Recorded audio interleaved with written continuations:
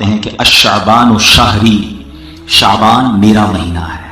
ایک عاشق رسول کے لیے اس سے بڑی کیا سعادت ہوگی کہ جس مہینے کے بارے میں نبی پاک فرمائے وہ میرا مہینہ ہے۔ اور ایک بڑی خوبصورت قرآن پاک کی آیت ہے جو اگر میں کہوں تو غلط نہیں ہوگا کہ بچے کو قرآن پاک کی یہ آیت یقیناً یاد ہوتی ہے، اور وہ آیت درود ہے جس میں رب فرماتا ہے ان اللہ وملائکتہ یصلون علی النبی یا ایھا الذین آمنوا صلوا علیہ وسلموا تسلیما۔ درود پاک پڑھ لیں، اللہم صل علی سیدنا و مولانا محمد عدد ما فی علم اللہ صلاۃ دائمۃ بدوام ملک اللہ۔ آیت درود جو ہے یہ بھی ماہ شعبان میں ایک روایت کے مطابق نازل ہوئی ہے، تو اس سے پتہ چلا کہ شعبان یہ خاص درود پاک پڑھنے کا مہینہ ہے۔ اسی آیت کو تھوڑا سا سمجھتے ہیں۔ اللہ فرماتا ہے بے شک اللہ اور اس کے فرشتے اس نبی پر درود پاک بھیجتے ہیں، اے ایمان والو تم بھی ان پر خوب درود اور سلام بھیجو۔ قرآن پاک میں بہت سارے آرڈرز ہیں، بہت سارے احکامات ہیں، کہیں فرمایا نماز پڑھو، کہیں فرمایا زکوٰۃ دو، کہیں ہمیں حج کا حکم ملا، کہیں ہمیں بہت سارے آرڈرز ملے، کہیں یہ رب نے نہیں فرمایا کہ اللہ اور اس کے فرشتے یہ کام کرتے ہیں، اے میرے بندو تم بھی شامل ہو جاؤ۔ پورے قرآن میں یہی ایک کام اللہ نے قرآن میں فرمایا کہ اللہ اور اس کے فرشتے درود بھیجتے ہیں، اے مومنو تم بھی درود اور سلام میں شامل ہو جاؤ۔ سبحان اللہ۔ اس سے اندازہ ہوتا ہے کہ درود پاک کی اہمیت کتنی ہے۔ البتہ یہ سمجھنا ضروری ہے اللہ کا درود پاک بھیجنا اور ہے، ہمارا اور فرشتوں کا درود بھیجنا اور ہے۔ ہم درود بھیجتے ہیں یعنی ہم ریکویسٹ کرتے ہیں، دعا کرتے ہیں اللہ کی بارگاہ میں کہ اے اللہ ہمارے آقا و مولا جناب رسول اللہ صلی اللہ علیہ وسلم پر رحمتیں نازل فرما، برکتیں نازل فرما، اور اللہ ان پر اپنی رحمتیں نازل فرماتا ہے۔ یہ اس کا درود بھیجنا ہے، ہمارا ریکویسٹ کرنا، ہمارا کام دعا کرنا ہے۔ اب ذرا سمجھیے کہ اللہ اور اس کے فرشتے درود بھیجتے ہیں۔ یہاں یہ بھی نہیں کہا گیا کہ اللہ اور اس کے فرشتوں نے ایک بار درود بھیج دیا، اے مومنو تم بھی درود بھیجو۔ یہاں لفظ لایا گیا یصلون، جو تھوڑی سی عربی گرامر سمجھتے ہیں انہیں پتا ہے یہ کنٹینیوسلی ورب کو دلالت کرتا ہے، یہ کنٹینیوسلی فعل، کنٹینیوسلی ورب کو دلالت کرتا ہے کہ ایک بار نہیں، مسلسل یہ درود جاری ہے۔ سبحان اللہ۔ تو آپ سوچیں کہ اللہ کے نبی پر ہر لمحہ لاکھوں کروڑوں اربوں درود جا رہے ہیں، تو میری اور آپ کے درود پڑھنے کی حاجت نہیں ہے، یہ تو ہم پر مہربانی کی گئی ہے۔ ہماری میمنی میں ایک جملہ کہا جاتا ہے کہ یار کوئی غریب آدمی آ جائے تو اس کو کھٹا دیا کرو، اس سے سودا لے لیا کرو تاکہ اس کا کام بھی بن جائے۔ تو ایکچولی مجھے اور آپ کو چانس دیا گیا ہے کہ درود پڑھ کر اپنی قسمت جگا لو، اپنے بھاگ جگا لو، اپنے نامہ اعمال میں نیکیاں لکھوا لو۔ تو ہمیں چاہیے کہ کثرت سے درود پاک پڑھتے رہا کریں۔ آئیے مل کر محبت کے ساتھ باآواز بلند درود پاک پڑھ لیں۔ صلو علی الحبیب صلی اللہ تعالی علی محمد صلی اللہ علیہ وسلم۔ ماہ شعبان میں جہاں بہت خوبصورت واقعات ہوئے، بڑے بڑے بزرگان دین کے عرس آتے ہیں، ان کے ایام آتے ہیں، وہاں ایک بڑی عظیم ہستی ہے ہم سب کا جن سے تعلق ہے، بلکہ یوں کہوں کہ ہم سب ان کے فالوورز ہیں، ان کے ہم مقلد ہیں۔ میری مراد امام اعظم ابو حنیفہ حضرت نعمان بن ثابت رضی اللہ تعالیٰ عنہ سے 2 شعبان المعظم یہ آپ کا عرس ہے۔ اپنے آپ کو حنفی تو کہتے ہیں مگر بہت سارے لوگوں کو تو امام اعظم کا نام بھی نہیں پتا۔ امام اعظم ابو حنیفہ تو کہتے ہیں، ابو حنیفہ ان کا نام نہیں ہے، ان کا نام نعمان بن ثابت ہے، جن کے ہم مقلد ہیں، جن کو فالو کرتے ہیں، ان کا نام یہ ہے۔ تو آج ان کی سیرت، ان کی کچھ بایوگرافی، اور اس بایوگرافی سے مجھے اور آپ کو کیا سیکھنے کو ملتا ہے۔ ایک بڑا عجیب و غریب واقعہ آپ کی زندگی کا۔ کوفہ کی مسجد میں امام اعظم ابو حنیفہ وضو فرما رہے ہیں۔ پہلے یہ فضیلت ذہن میں رہے، ایک روایتوں میں آتا ہے کہ جب بندہ وضو کرتا ہے، اے نمازیوں تمہیں مبارک ہو، اے وضو کرنے والوں آپ کو مبارک ہو، کہ جب بندہ وضو کرتا ہے تو چہرہ دھوتا ہے تو چہرے کے گناہ معاف ہو جاتے ہیں، ہاتھ دھوتا ہے تو ہاتھ کے گناہ معاف ہو جاتے ہیں، سر کا مسح کرتا ہے تو سر کے، اور پیر دھوتا ہے تو پیر کے گناہ معاف ہو جاتے ہیں۔ مگر یہ معاف ہوتے ہیں یا گناہ دھل جاتے ہیں، یہ روایتوں میں تو پڑھا، مگر اللہ نے امام اعظم ابو حنیفہ کو وہ نظر عطا فرمائی تھی کہ آپ وضو فرما رہے تھے تو آپ کے برابر میں ایک نوجوان وضو کر رہا تھا، آپ نے وضو کرتے کرتے اس کے ٹپکتے ہوئے قطروں کو دیکھ کر فرمایا، اے بیٹا ماں باپ کی نافرمانی سے توبہ کر لے۔ شاکڈ، یعنی وہ سمجھ گیا کہ امام اعظم پہچان گئے، اس نے کہا جی حضور میں نے توبہ کی۔ اب آپ نے دوسرے شخص سے کہا جو وضو کر رہا تھا، میرے بھائی بدکاری سے توبہ کر لے۔ وہ بھی حیران ہو گیا، کہتا حضور میں نے توبہ کی۔ ایک شخص کے وضو کے قطرے ٹپک رہے تھے، آپ نے کہا بھائی شراب نوشی سے، گانے باجے سے توبہ کر لے۔ اگین حیران تو ہو گیا لیکن پھر اس نے توبہ کی۔ اب جب یہ واقعہ ہوا تو امام اعظم ابو حنیفہ نے، یعنی یہاں یہ پتہ چل رہا ہے کہ اللہ پاک نے اپنے بندوں کو کیسی بصیرت اور کیسی نظر عطا فرمائی۔ مگر امام اعظم ابو حنیفہ کا کمال دیکھیں کہ آپ نے اللہ کی بارگاہ میں دعا کی کہ اللہ یہ کمال یہ مجھ سے واپس لے لے، کیونکہ اس نظر کی وجہ سے، اس بصیرت کی وجہ سے مجھے لوگوں کے عیب پتہ چل رہے ہیں۔ میرے برابر کوئی بندہ وضو کرتا ہے، مجھے پتہ چل جاتا ہے اس کا کون سا گناہ دھل رہا ہے، اور مجھے معلوم ہو جاتا ہے اس کا عیب کیا ہے۔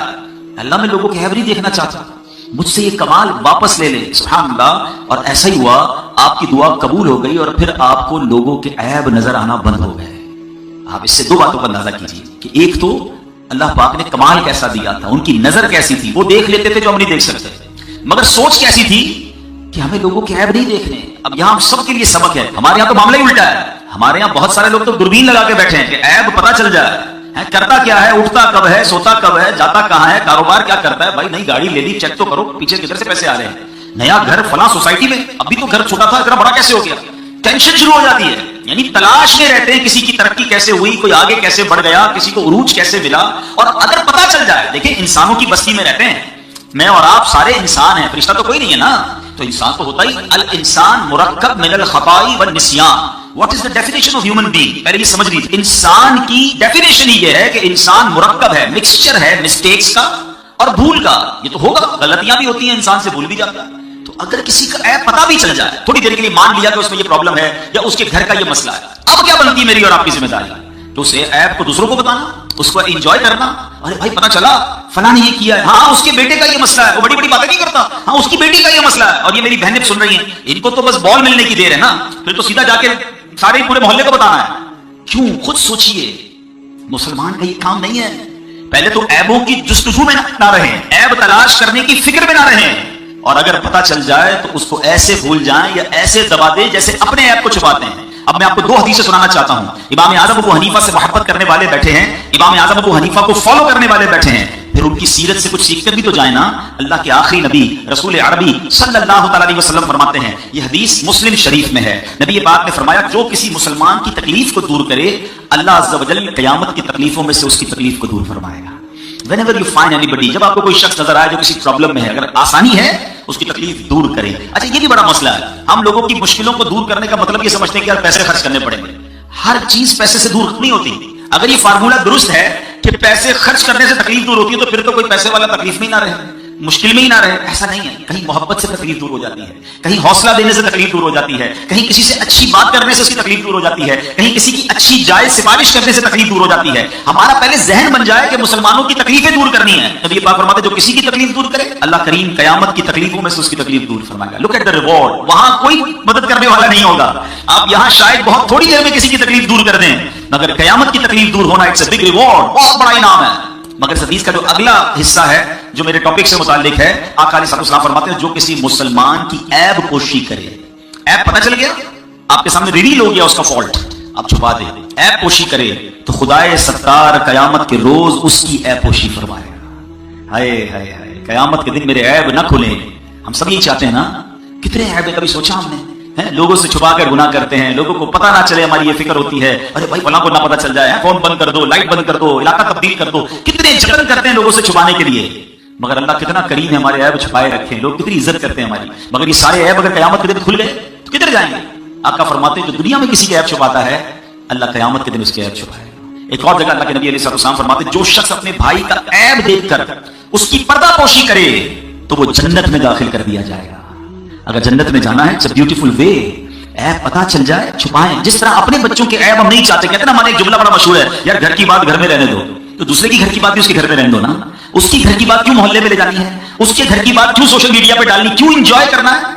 अरबी का एक मकूला याद कर लीजिए, बड़ा खूबसूरत वर्ड है, मन दाहिका दुहिका, जो हंसता है उस पर भी हंसा जाए। जो लोगों पर हंसते हैं ना, मजाक उड़ाते हैं, देखा उसके बच्चे ने, देखा उसकी फैमिली ने, देखा उसने ये किया, कभी भी नहीं। कहीं ऐसा ना हो थोड़े दिनों बाद ये आप पर आफत आ जाए, पता भी चल गया, ऐब छुपाएं। सुभान अल्लाह। इमाम आज़म अबू हनीफा रज़ियल्लाहु अन्हु की सीरत से ये बात हमें सीखने को मिलती है। अब आइए मैं थोड़ा सा आपका तारुफ, आपकी बायोग्राफी, जैसे मैंने कहा, जो हम सबको पता होनी चाहिए। आपका नाम नौमान, आपके वालिद का नाम साबित, आपकी कुन्नियत अबू हनीफा और लक़ब इमाम आज़म है। आप सन 80 हिजरी में कूफा में पैदा हुए, 70 साल की उम्र पाई, 2 शाबानुल मुअज़्ज़म 150 हिजरी में आपने वफात पाई। आज भी आपका मज़ार बगदाद मोहल्ला में माशाअल्लाह लाखों आशिकान रसूल के लिए मर जाए खलाइक है।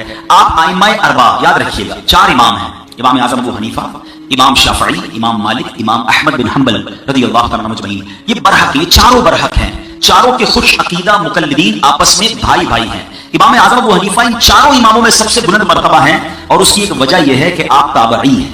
ताबई किसको कहते हैं? नबी पाक अलैहिस्सलाम को किसी ने ईमान की हालत में देखा या प्यारे आका की सोहबत पाई और उसका ईमान पर इंतकाल हुआ, वो सहाबी। और जिसने सहाबी को ईमान की हालत में देखा या उसकी सोहबत पाई, तो वो ताबई, और उसका खात्मा भी ईमान पर हुआ हो। तो इमाम आज़म अबू हनीफा ये ताबई बुजुर्ग हैं। आपने सहाबा किराम से मुलाकात की, सहाबा किराम की सोहबत का आपको शरफ भी मिला। इमाम आज़म अबू हनीफा बहुत बड़े बिजनेसमैन भी थे, यहां भी बिजनेस कम्युनिटी के लोग मौजूद हैं, लेकिन उसके साथ साथ इल्म के भी इमाम हैं।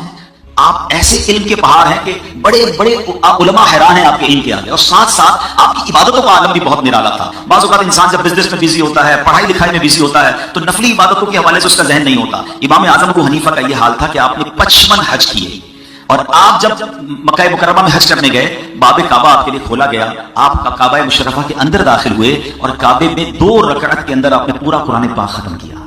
देर तक मुनाजात करते रहे, मशगूल दुआ थे कि बैतुल्लाह के गोशे से गैब से आवाज आई, तुमने अच्छी तरह हमारी पहचान हासिल की और खुलूस के साथ खिदमत की, हमने तुमको बख्शा, और क़यामत तक तुम्हारे मजहब पर जो होगा, यानी जो तुम्हारी तकलीद करेगा, उसकी भी बख्शिश फरमा दी। तो या हनफियों तुम्हें मुबारक हो। इमाम आज़म जब मदीना मुनव्वरा गए, नबी पाक की बारगाह में सलाम अर्ज़ किया, अस्सलामु अलैका या सय्यदुल मुरसलीन, तो रोज़ा अनवर से जवाब आता है। वहां मौजूद लोग ये आवाज भी सुनते हैं, व अलैकस्सलाम या इमामुल मुस्लिमीन। ये मर्तबा आपको हासिल हुआ। और सुभान अल्लाह, इमाम आज़म अबू हनीफा की शान ये है, आप मुसलसल 30 साल तक रोजे से रहे, 30 साल तक एक रकअत में आप कुरान पाक खत्म करते रहे, और 45 साल तक आपने इशा के वजू से फजर की नमाज अदा की। ये इबादत का आलम था। तकवे का आलम यह है, जैसे मैंने आपको बताया कि आप बहुत बड़े बिजनेसमैन हैं, तो आप बिलियनर थे उस जमाने के। तो एक बार आप कहीं नमाज के लिए गए, तो आपने अपने सेल्समैन को बताया कि ये कपड़ा है जिसमें ये फॉल्ट है, अगर कोई कपड़ा खरीदने आए तो ऐप बताकर उसे बेचना,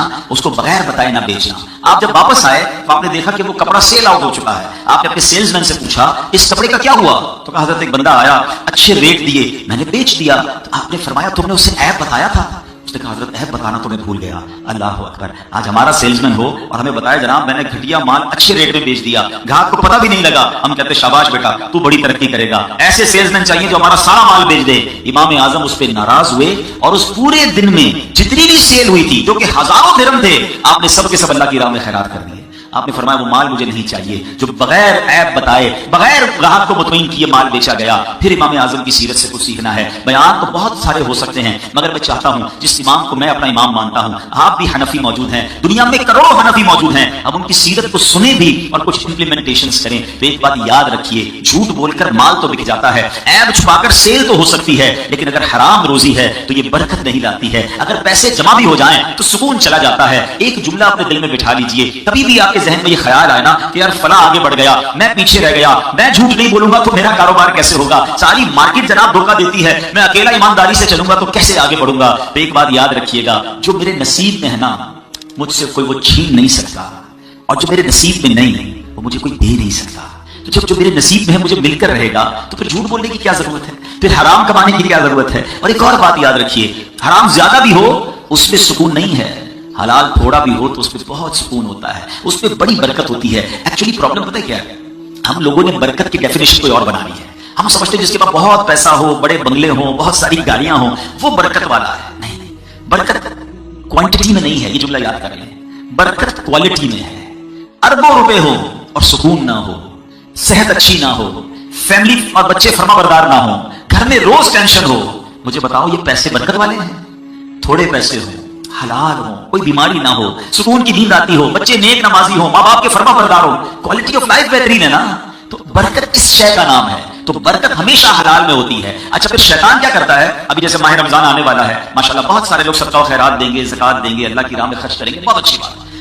मगर बाज़ औक़ात हराम कमाने वाले को शैतान पता है क्या जहन में बैलेंस शीट बनाता है, वो भी तो मरदूद है ना, कि यार ठीक है झूठ भी बोलता है, रिश्वत का काम भी तो करता हूँ, सूद का काम भी चल रहा है, लेकिन मैं ज़कात भी तो देता हूँ ना, मैं गरीबों की मदद भी करता हूं, मैं मस्जिद भी बना देता हूं, तो ये जो गलत करता हूं थोड़ा बाद में सही करता हूं, तो ये बैलेंस शीट लेवल हो जाएगी। ये लेवल नहीं होगी, याद रखिएगा। एक जुमला याद रखिए, अल्लाह पाक है और पाक माल ही कबूल फरमाता है, अल्लाह नापाक माल कबूल नहीं फरमाता है। आप सोचिए, इसको इस तरह समझिए कि आप किसी बादशाह के पास जाएं और एक बहुत खूबसूरत तोहफा देकर आए, बड़ी खूबसूरत पैकिंग हो, रैपिंग हो, और आप वो तोहफा देकर चले जाए। बाद में जब बादशाह है आकर जब उस पैकेट को खोले तो उसके अंदर एक बोतल निकले, इसमें पेशाब भरा हुआ, तो बादशाह राजी होगा या खुश होगा या नाराज होगा? पैकिंग बड़ी अच्छी थी, मगर उस पैकिंग के अंदर से क्या निकला? नापाक। बादशाह कहेगा मुझे ऐसा तोहफा देकर गए।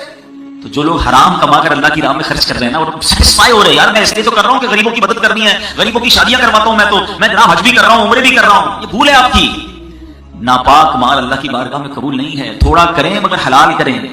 तो ये बात सीखिए इमाम आजम से कि अब आपके सेल्समैन ने बयान नहीं कर पाया कपड़े का फॉल्ट, आपने वो सारा माल अल्लाह की राह में सदका कर दिया। हम कहते हैं आने तो जिधर से भी आ रहा है भाई, نہیں میرے پیارے اسلام بھائی، ہم کتنا کھا لیں گے؟ میں بڑی لوجیکلی بات کرنے جا رہا ہوں، ویپاری لوگ بیٹھے ہیں، اگر یہ کاش بات سمجھ آ جائے نا، میں نے بہت کیلکولیشن